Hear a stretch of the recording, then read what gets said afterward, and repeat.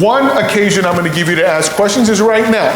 So those of you who held back your questions, because I asked you to hold back for the end, I'll go ahead and take those questions now. I've only done one eviction, and the tenants, of course, didn't want to be evicted, so they thought it was a good idea to leave a bunch of junk in the house, but in particular in the garage.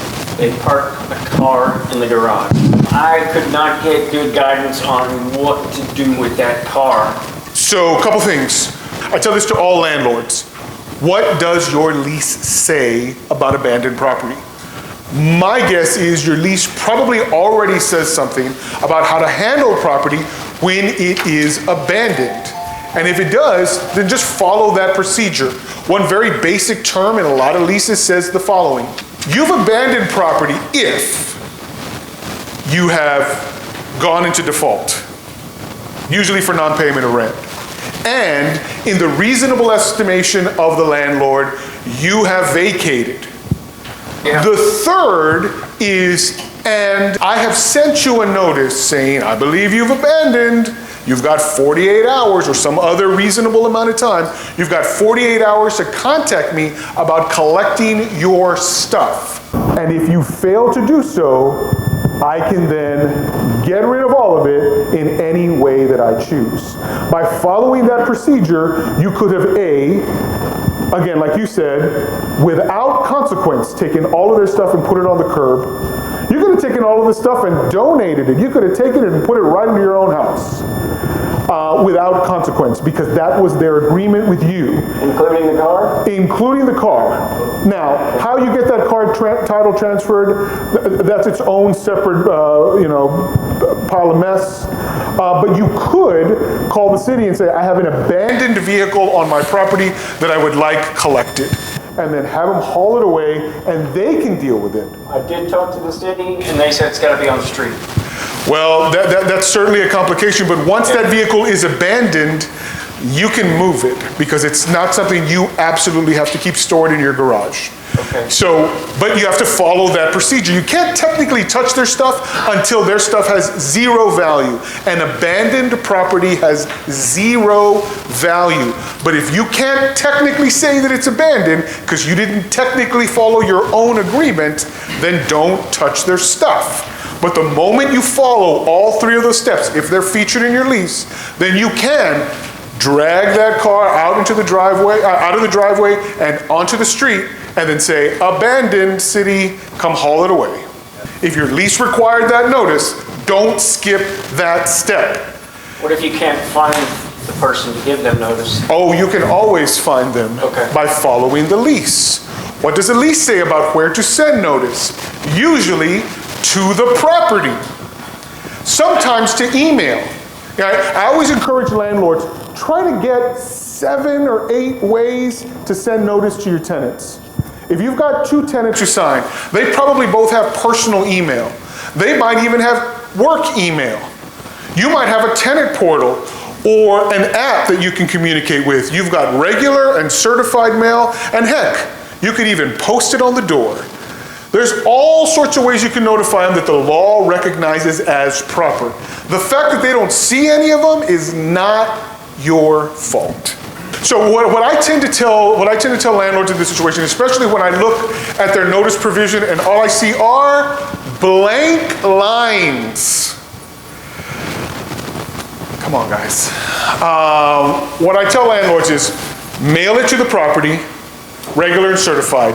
If they're smart, they will have forwarded the mail so that everything that goes there gets routed by the U.S. mail. So that's one precaution.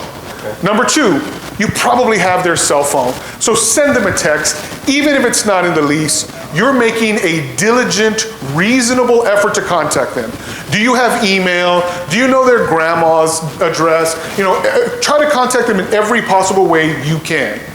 If they ghost you at every turn, that's not what's important. What's important is that you made a reasonable and diligent effort to contact them. The best way to do it, again, load up that notice provision in your lease. You don't want that one, right? You don't want just their cell phone number, because I guarantee you that cricket service is gonna be turned off and you're gonna have zero contact with them. In my new lease, I asked them to put a contact person in the event of their demise. You know, they're all killed in a car wreck. What do I do with your stuff, right? Would that be? That's another reasonable outlet, Okay. yes. It's somebody that they already know and trust. In the case where the person bought the property at auction and the person had the right to redeem, if that person who bought the property got a tenant in there on a lease, what is that person who redeems the property? What recourse do they have now that there's a tenant in there that may never sign a lease? Well, they are now the owners of a property with a tenant. So it would kind of work the way it works when you foreclose on someone, and there's a tenant there. You got to give them 30 days notice and the lease comes to an end. Now the risk for the landlord who set that up is now you've got an angry tenant who's saying, you caused me to be evicted because you knew about that right and you gambled with my tenancy. So do most landlords take advantage of that? A lot of landlords wait the 6 months out just to prevent that, but there are ways around it. For example, if you know that it's unlikely that the outgoing owner is ever gonna do it, it's a risk you can take, but it is a risk. Can you buy someone's right to redeem from them? So you can buy property that belongs to someone else that is later foreclosed for tax or HOA purposes. But typically the right of redemption is attached to whether or not that property is the individual's homestead.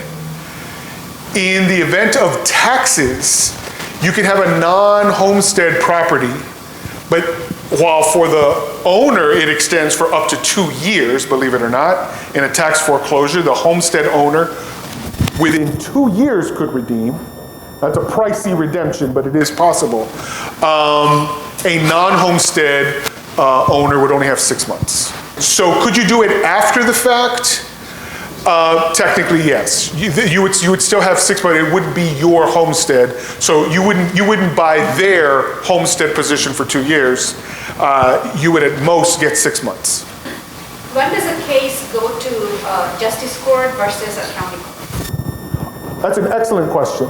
All eviction matters start in the justice court. You can't just start in the county court in any of Texas counties. They all, the Justice of the Peace has what's called original jurisdiction over evictions. You file in the precinct where the property is located. In Harris County, we have 8 precincts all over the place, and each precinct has 2 courthouses. Harris County Precinct 1 has Place 1 and Place 2, as does Precinct 2 and 3 all the way to 8. So there are 16 JPs in Harris County hearing cases for eviction. And so you have to file in the precinct where you are located, and you must start in the justice court. Is there a higher appeal after the county court? Oh, yeah. Okay. If we're talking about a residential tenant, you can go all the way to the Texas Supreme Court. So it would go JP, County Court, Court of Appeals, Supreme Court. And we've taken cases all the way to the Supreme Court. And so the reason that most don't is, especially if you set it up properly, let's say you have a $1,500 per month rent. Well, now the law says every case that goes through the justice court has to have rent established so that rent can continue to be paid into the court registry throughout the course of any appeal. So between justice court and county court, it's 1 month at a time. From county court to the Court of Appeals, it's 10 months at a time in 10 days. So it's called a supersedious bond. And that supersedious bond, if you went to the county court, you would establish that as 10 months of rent for a $1,500 a month rental. You'd say, Your Honor, if they plan to appeal, they can only stay if they pay $15,000 into the court registry within 10 days. Most don't do it. The ones who do are typically not regular landlord-tenant cases. It's typically someone who has an ownership interest, and they're like, that's my house, so yeah, I'm gonna pay $15,000 to stay in my house. I would say from JP to county, about about 80% are resolved in the justice court. Those 20% that go to county, half of them are fake.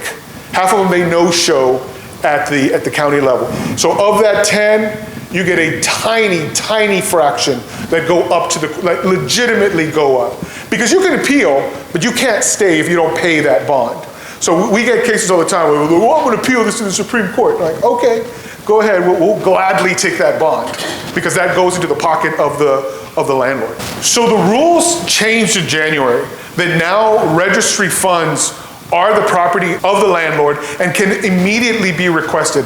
I'll tell you that I haven't had a case in 2026 go where we've had someone pay a supersedious bond and get immediate access to it. I've had the lower court bonds where they pay and they said, let's file a motion. Let's send that letter to, and then get that check. Because it takes 6 to 8 weeks for the county to produce the check. But typically what we found in cases from the county to the Court of Appeals where someone did pay a bond, you have to wait out the 10 months, which is hard to do, which is why we're happy that it happens so rarely. Yeah, how do you settle the marital status? When they go back to the court, does it have to be a settlement agreement in writing, or how do you settle? The marital ones are, they're spicy. What ends up usually happening is the court's going to require that something happen. And usually that means either you're serious about dissolving this marriage and establishing that there is a marriage, or you're not. And so typically what they'll say is, when we come back, I want to know that something's been filed with the district court to dissolve that marriage, right? Because the only way to end, you can't have a common law divorce, right? There's no such thing as common law divorce. To separate it from a common law marriage, you need an actual divorce. And so the divorce itself establishes that there was a marriage, or the district court establishes there never was a marriage, and then that order can come back to the county court, and now the county court can rule. Because there was no marriage, and there's a finding of that in a court that can determine that. Yes, ma'am? In 1 week, it's not going to be... Oh, it's not gonna happen in a week. You're lucky if it happens in 6 months. Yeah, so don't go dating your tenants. Not a good strategy. So in that case, the case is dismissed in a way. It can be dismissed, but the better result for the plaintiff definitely is an abatement, which just means you press pause on the case until another court figures it out. You have an appeal from justice court to county court, and the tenant failed to pay into the registry, although they were required to. That would not require summary judgment. Summary judgment wouldn't work there for a couple of reasons. Number one, they changed the summary judgment rules, and they kind of suck now. And so I wouldn't recommend summary judgments, although we used to use them for evictions.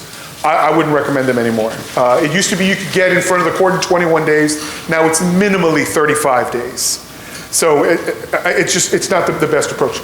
The better approach is to rely on what the order says. The same order that required that payment into the registry says your failure to pay means that landlord has immediate access to a writ of possession.